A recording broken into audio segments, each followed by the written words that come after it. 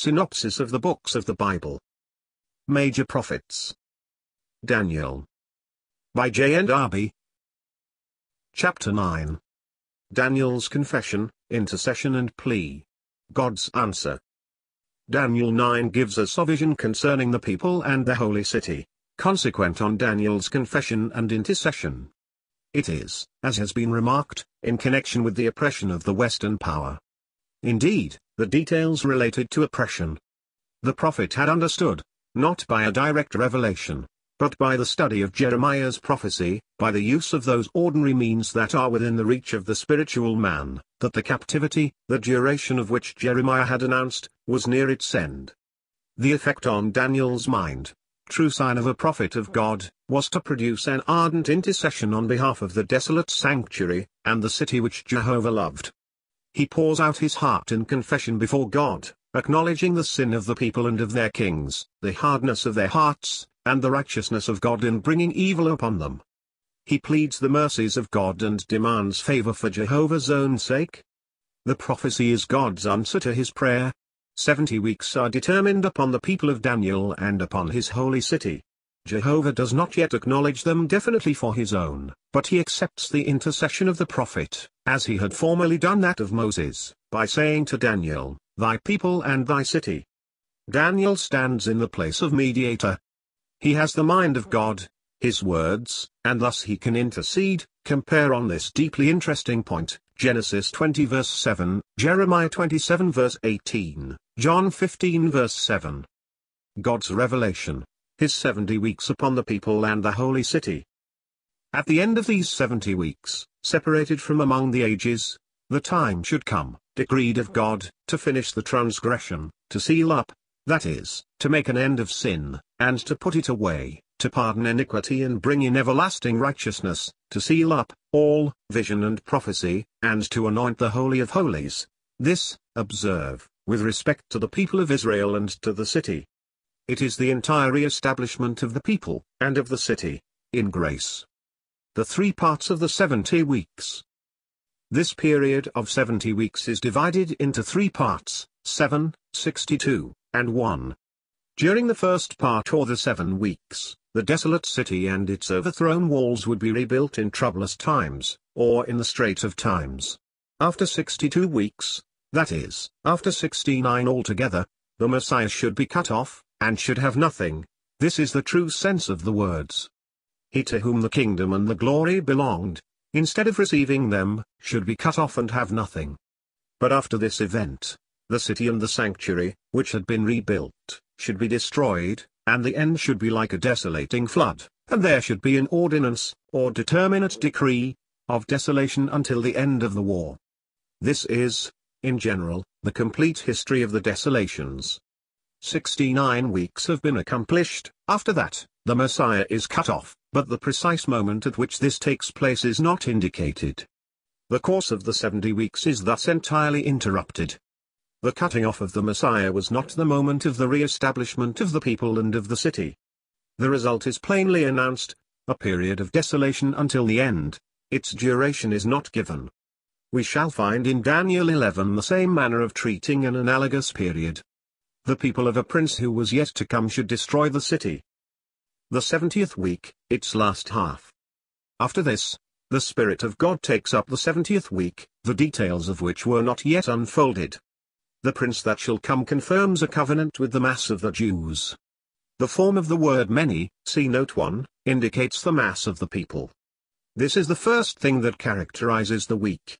The Jews form an alliance with the head, on that day, of the people who had formerly overthrown their city and their sanctuary. They form an alliance with the head of the Roman Empire. This refers to the week as a whole. But, the half of the week spent, see note 2, things assume another aspect. This head causes the sacrifice and the oblation to cease, and on account of the protection of idols, there is a desolator, and until the consummation that is determined, see note 3, there shall be poured, judgment, upon the desolate. Note 1. The word many has an article prefixed to it in the Hebrew.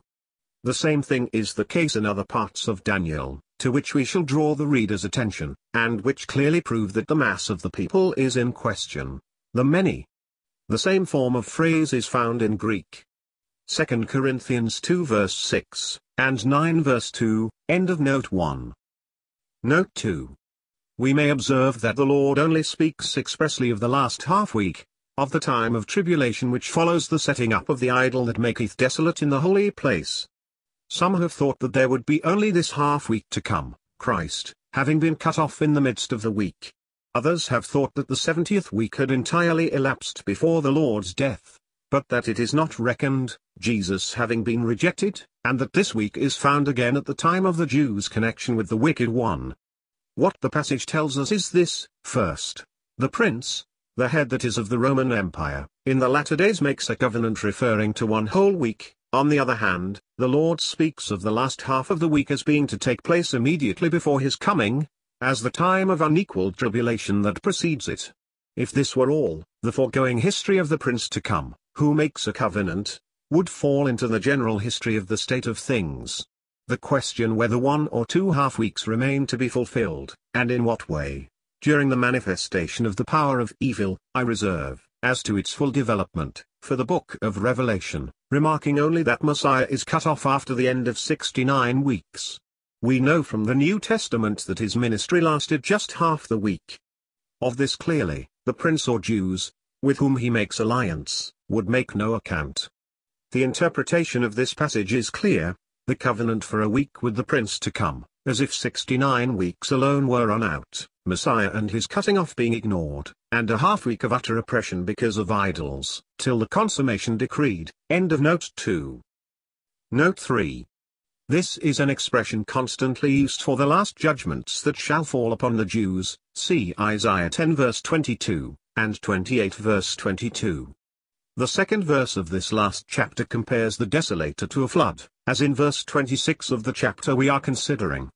The attentive reader will observe that these passages refer also to the events of the last days.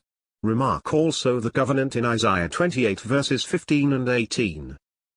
Some doubts might be thrown upon the translation the desolate, some render it the desolator, and until the destruction that is decreed there shall be poured, judgment, upon the desolator, or rather, until the destruction decreed shall be poured upon the desolator. To anyone that is not very familiar with the word, this seems to end the sentence better, but it appears to me that those who are conversant with the whole contents of the Bible and with its phraseology will allow that the reading I have given is its truer meaning. The import of the prophecy is the same in either case. The one translation says that the desolation shall continue until the end of judgment, foreordained by God; the other, that it shall not cease until the destruction of the desolator, which comes to the same thing. The translation I have given appears to me more exact, more in accordance with the word. Our English translation reads desolate, giving desolator in the margin. But the word has not the same form as that which is translated desolator in other places where the meaning is certain. The previous clause I have rendered on account of the protection of idols. The word is literally wing, upon, or on the account of, the wing of abominations. And we know that the word wing is habitually employed for protection. End of note 3. The 70 weeks as a brief history of the period to elapse until judgment on the Jews was past. That which is here announced, then, is, that 70 weeks are set apart for the history of the city and people of Daniel. During these 70 weeks, God is in relationship with Israel, see note, nevertheless, not immediately so, but in connection with the faith of the believing remnant, of a Daniel, of an intercession which, linking itself with the existence of a remnant, serves as a bond between God and the people, an intercession without which the people would be rejected. It is the same principle as that which governed the relations between God and the people by means of Moses, after the golden calf, the people being called the people of Daniel, as formerly the people of Moses. This position is remarkable, as taking place after the establishment of the authority of the Gentiles. The Jews are at Jerusalem, but the Gentiles reign, although the empire of Babylon is overthrown. In this anomalous position, prophetic faith seeks the complete re-establishment of the city, the seat of government of God and of his people. It is to this that the answer of God refers.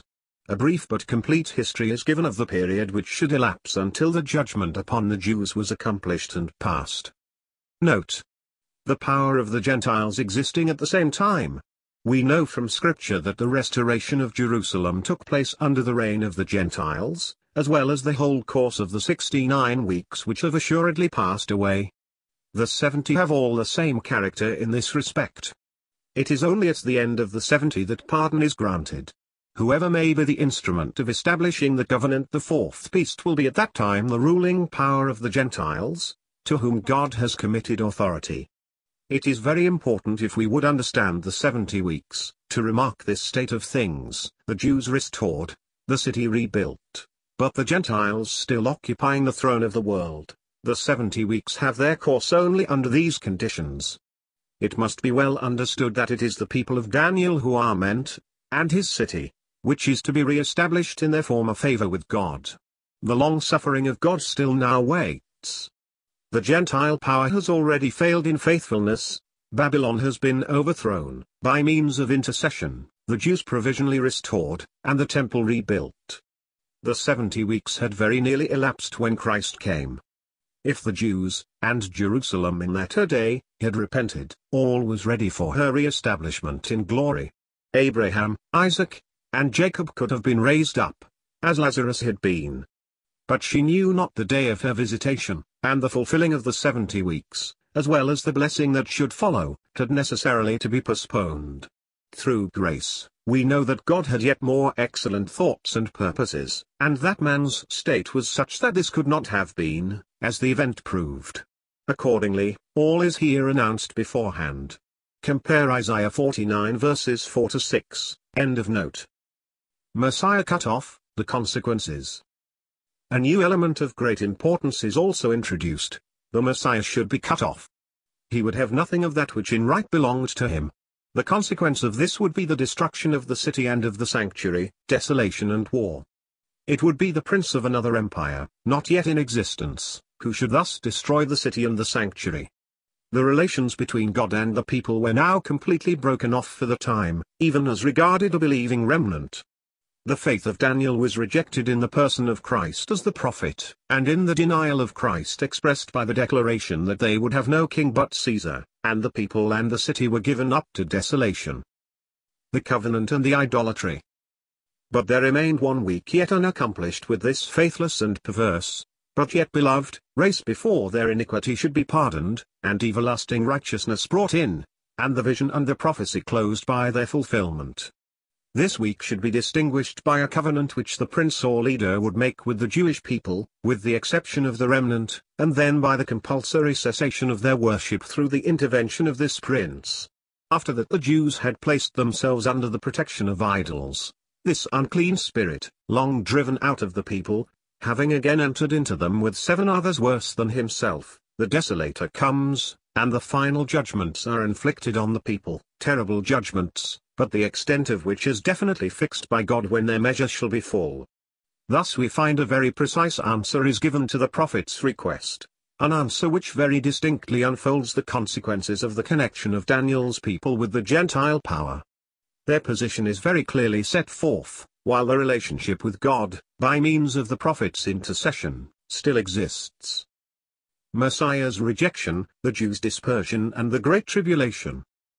The prophecy announces at the same time the general fact of the people's desolation after the 69th week was past, and, with a seeming lull from the favor of the beast, on to the end of the 70th, occasioned by their rejection of the Messiah, which took place at the very time when the promise attached to the prophecy should have been on the point of fulfillment, and the rejection of whom, coming in the name of his Father, has led to the long dispersion of the Jews, which will continue until the time of their being gathered, a prey to the iniquity of the head of the Gentiles, the time, in fact, of their falling into the hands of the one who should come in his own name, a sorrowful condition developed during the last week, but to which God has set a limit, and beyond that, no malice of the enemy can reach.